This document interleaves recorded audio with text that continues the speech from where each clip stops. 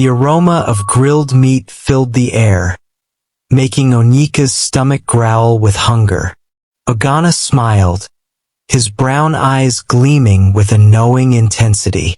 "Try it, my friend," he said, his voice low and mysterious. "It's the best suya in the market. Made from a special meat, only available to those who know the right people." Onika hesitated, feeling a shiver run down his spine. Something about Ogana's words didn't feel right.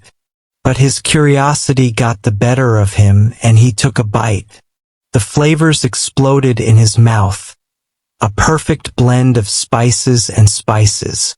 It was indeed the best suya he had ever tasted. "Glad you enjoyed it, my boy," Ogana said, his eyes crinkling at the corners. Onika curiosity piqued, he took a step closer. "Ogana, what's going on?" he asked, his voice low. Ogana's smile faltered for a moment, before he recovered. "What do you mean, Onika? I'm just happy to share my suya with you." But Onika's eyes narrowed. He had seen something in Ogana's gaze, a fleeting glimmer of fear? No, that couldn't be right. Ogana was always so confident, so jovial. "Ogana, I've known you my whole life," Onika said, his voice gentle. "And I've never seen you act like this. What's going on?" Ogana's eyes darted around the market, as if searching for an escape route. And then, in a flash, his expression changed. His eyes hardened, his jaw set. "Nothing, Onika," he growled, his voice low. "Just enjoy the suya, and leave the rest alone." Onika's eyes locked onto Ogana's, searching for answers. But the meat seller's gaze was like a mask, revealing nothing. The air was thick with tension, and the sounds of the market seemed to fade into the background. Suddenly, Ogana's expression softened, and he forced a laugh. "Ah, Onika, you're too curious for your own good. Just enjoy the suya, and leave the rest to me." But Onika's instincts screamed that something was off. He took another step back, his heart racing. "I'll leave, Ogana, but I'll be back. And next time, I won't be so easy to dismiss." As he ate, Ogana watched him with an intense gaze, his eyes seeming to bore into Onika's soul. But as Onika gazed at Ogana, he noticed something peculiar. The meat seller's eyes seemed to flicker, ever so briefly, to the side, and his smile, though warm, seemed slightly off. Onika felt a shiver run down his spine, but he couldn't stop eating. The suya was too good, too addictive. Chi-Chi, who had been watching from a distance, approached them.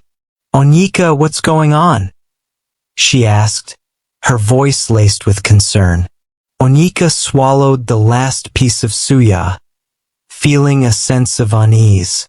"Just trying some suya, Chi-Chi," he replied, his voice barely above a whisper. Ogana smiled, his eyes glinting with a knowing light. "Welcome to my humble stall, Chi-Chi," he said, his voice dripping with sarcasm. "I'm glad you could join us." Chi-Chi's eyes narrowed, her gaze fixed on Ogana. "What's going on here, Ogana?" she asked, her voice firm. Ogana chuckled, his belly shaking with laughter. "Just selling my special suya, Chi-Chi. Nothing more, nothing less." But Onika knew better. He had seen something in Ogana's eyes, something that made him feel uneasy. He knew that he had to get out of there, fast. "Chi-Chi, let's go," he said, his voice urgent. Chi-Chi nodded, her eyes never leaving Ogana's face. "Let's go, Onika. We don't want to be here anymore." As they walked away, Onyeka felt a sense of relief wash over him. He knew that he had narrowly escaped something terrible, something that he couldn't quite put his finger on. But he knew that he would never forget the taste of Ogana's special suya, and the feeling of unease that it left him with. Onyeka savored the last bite of the suya, the flavors still dancing on his tongue. He couldn't help but let out a satisfied sigh, earning a chuckle from Ogana. Ogana's eyes flashed with a warning, but Onyeka stood his ground. He turned and walked away, the suya's flavor now bitter in his mouth. As he disappeared into the crowd, he couldn't shake the feeling that he had stumbled into a dark secret, and he was determined to uncover the truth, no matter the cost. The sun had barely set over the village, casting a golden glow over the thatched roofs and the bustling streets. But amidst the peaceful atmosphere, a sense of unease settled over the residents. Whispers of missing persons began to circulate, hushed tones speaking of vanishings in the dead of night. At first, no one paid much attention to the rumors. People often traveled to nearby villages or went on hunting trips, only to return days later with tales of adventure. But as the days passed, the whispers grew louder, and the names of the missing began to surface. Onyeka's friend, Chichi, was among the first to sound the alarm. "Have you seen Nkechi?" she asked, her voice laced with worry. "She was supposed to meet me at the market yesterday, but she never showed up." Onyeka's heart skipped a beat as he scanned the crowd, searching for a glimpse of Nkechi's bright smile. But she was nowhere to be found. As the rumor spread, panic began to set in. Families gathered in huddles, speaking in hushed tones of their missing loved ones. The village elder, Chief Okoro, called an emergency meeting to address the growing concern. "We must remain calm and vigilant," he urged the crowd.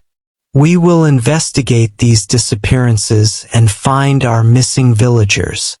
But as the night wore on, the darkness seemed to closing in, and the villagers couldn't shake the feeling that something sinister lurked in the shadows, waiting to strike again. Onyeka's mind raced with thoughts of Ogana's strange behavior and the eerie feeling that had settled over the village. He knew he had to dig deeper, to uncover the truth behind the disappearances. Little did he know, he was about to unravel a web of secrets that would change the village forever.